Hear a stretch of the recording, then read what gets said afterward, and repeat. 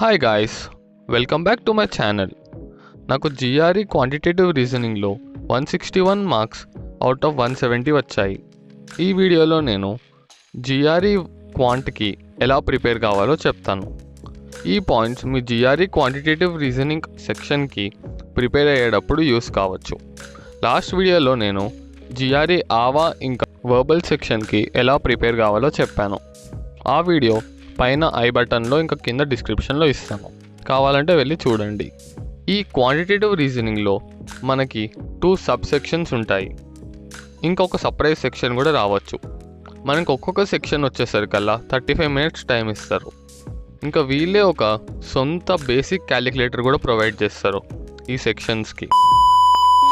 మనకి ఈ క్వాంట్ సెక్షన్లో టాపిక్స్ వచ్చేసరికల్లా geometry, algebra, data analysis, arithmetic equations అని చెప్పి 4 టాపిక్స్ కవర్ చేస్తారు.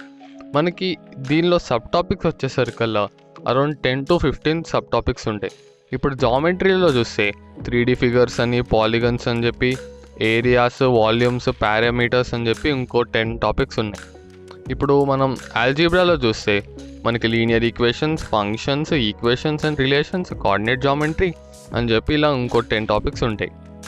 ఇంకా మనం ఈ డేటా అనాలిసిస్లో చూస్తే stats and elementary probability, frequency distribution, graphs అని చెప్పి ఇంకో 10 టాపిక్స్ ఉన్నాయి. ఇంకా ఈ లాస్ట్ అర్థమెటిక్లో వచ్చి మనకు సబ్ టాపిక్స్ వచ్చేసరికల్లా prime numbers, arithmetic operations, divisibilities అని చెప్పి ఇంకో 15 సబ్ టాపిక్స్ ఉన్నాయి దీనిలో.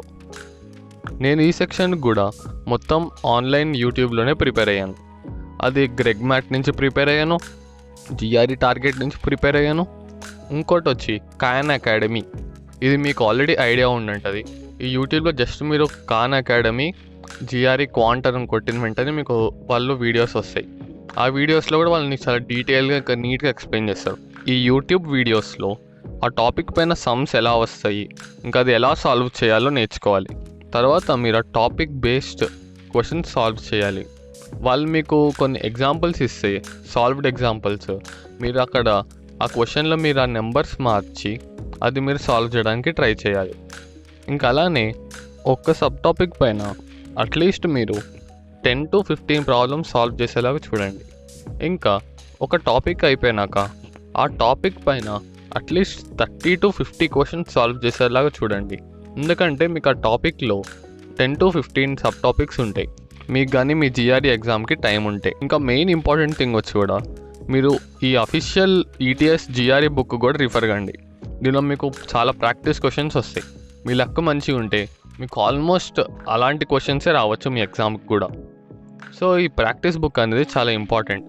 మీకు ఆ లింక్ కూడా నేను కింద డిస్క్రిప్షన్లో ఇస్తాను. మీకు దీనిలో క్వశ్చన్ టైప్స్ వచ్చేసరికల్లా multiple choice questions with single answers, with multiple answers, తర్వాత న్యూమరికల్ ఎంట్రీ కూడా ఉంటుంది, క్వాంటిటేటివ్ కాంప్రహెన్షన్ క్వశ్చన్స్ కూడా ఉంటుంది.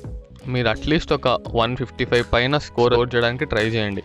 ఇంకా అన్ని టాపిక్స్ అయిపోయినాక మీరు అట్లీస్ట్ ఒక 3 to 5 మాక్ టెస్టులు రాయండి ఈ GRE క్వాంట్ పైన. కాబట్టి మీరు కొద్దిగా పర్ఫెక్ట్గా అవుతారు ఎగ్జామ్ కన్నా ముందు. మీరు కానీ 4 to 5 మాక్ టెస్ట్లు కానీ రాస్తే మీరు ఎగ్జామ్ అప్పుడు కొద్దిగా ఫాస్ట్గా సాల్వ్ చేయడానికి హోప్ ఉంటుంది.